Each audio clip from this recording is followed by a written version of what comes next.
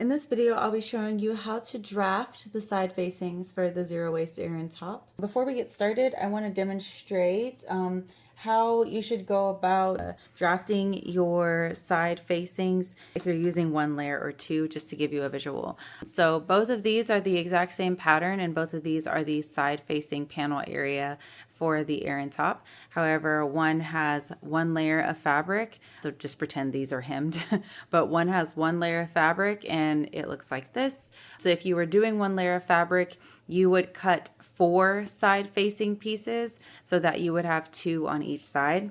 And then the other is if you double layered it according to the instructions and you had 2 layers, it looks like this. Again, pretend this is hemmed, but you have this slot in the middle. There is a way for you to close this, and if there is interest, I will provide a video on a hack. Please leave a comment below if you're interested in it. Otherwise, nothing's going up here, so you don't really have to worry too much about this gap. But this is if you have 2 layers. It looks the exact same. It's just 2 layers and provides a little bit more stability and also allows you to use more fabric scraps. If you are doing this version, according to the instructions, you will need 8 side-facing pieces because there are 4 on each side and you have 2 sides. So just a general basic breakdown on that for how that will be done. So to get started drafting, you'll need some tools. I'm using my paper rotary cutter. I use this specifically for paper. You can use a pair of scissors, whatever works for you to cut some paper. I'm using a marking tool. This is just a Sharpie. I'm using my OmniGrid ruler, which is my favorite ruler to measure things with because it's see-through. I'm using a scrap piece of paper. You can determine how much scrap paper you'll need by looking at the height of your side opening for your pattern. Mine is about 8 inches, so this kind of measures perfect for that. Yours might be higher, so you might want to orient your paper this way, or you might want to attach another piece of paper here to create your drafted side facing in the end. So keep that in mind when choosing your size of scrap paper. And then you'll also need your Eryn top front or back. Doesn't matter what, because the openings are the same size. So I'm going to use the front to do this demonstration for you. And then I highly suggest possibly getting some pattern weights to hold your pattern in place. To begin drafting the side facings, we're going to have to take some measurements, and as the instructions on page 7 can be a little bit confusing to follow, I'm going to try to make it as easy as possible for you to follow the steps to find the 3 measurements that we're going to need to draft our side facing. So just to get you familiar with your pattern, this is a diagram of how your pattern layout should look. So you have your pattern piece front. This should say back. You have your pattern back. You have the tie in the middle and its little extension point here that goes up. And you have your 2 cap sleeves. I added the center line just to give you an understanding of what I mean when I say center. So you're going to go between these 2 lines.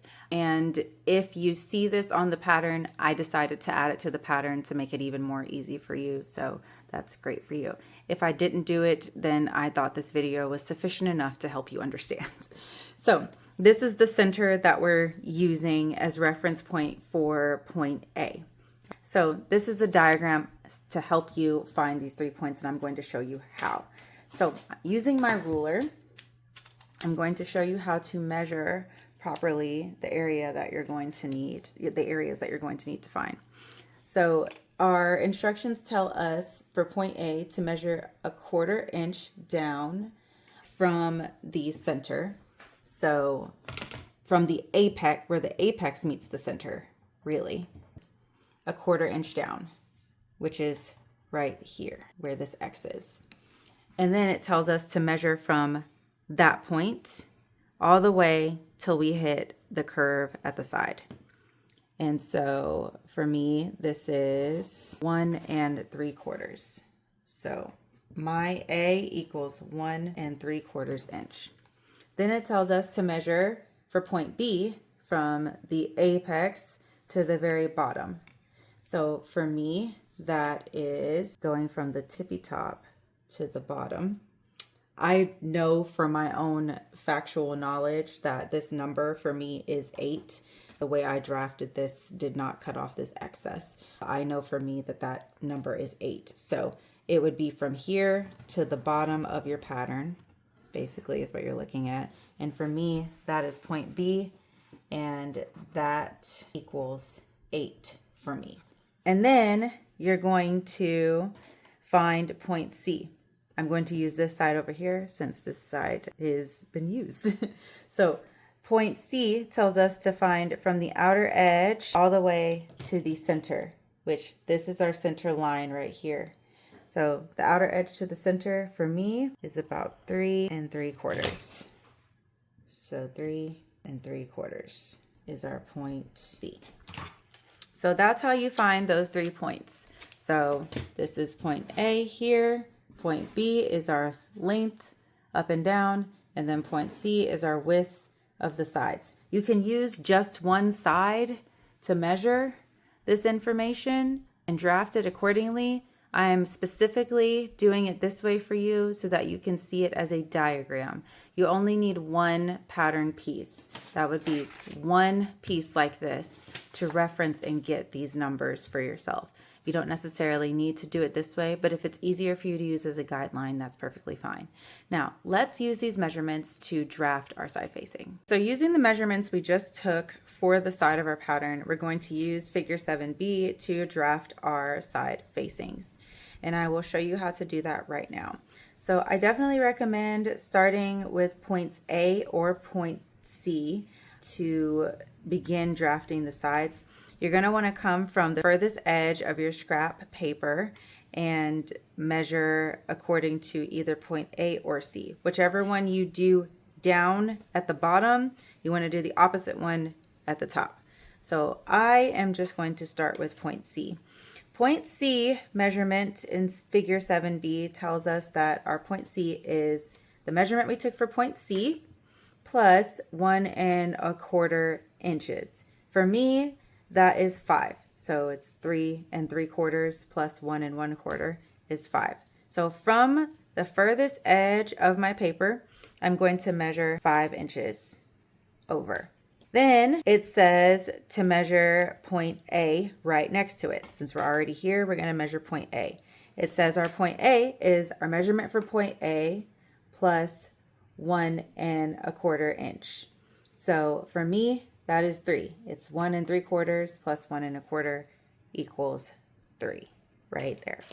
So then it says to measure up, our point B is our point B measurement plus 3/8 inch. So for me, that's 8 3/8 inches here. And then you just want to follow the same. Wherever you put point A, you'll want to do point C directly across from that opposite. So I'm going to measure from the furthest edge where we just marked our point B measurement at 5. And then this last point should equal 3. And it does. So that's our furthest edge. And now we're going to straighten that out with a straight edge so that we don't have any excess and that our measurement is as precise as possible. And then we're going to connect these points between our point A and our point C diagonally. So like that. And now we cut the excess. So we're going to cut this furthest edge out and then cut our top edge and then cut down the middle. And these are our side facing pieces.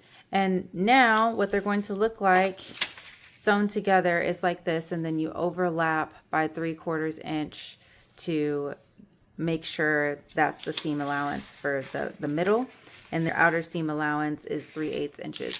But that is how you draft your side facing pieces, and I hope this video was helpful for you. If you have any questions, drop them in the comments, or feel free to email me at wear, W-E-A-R, we're, W-E-R-E, going @gmail.com.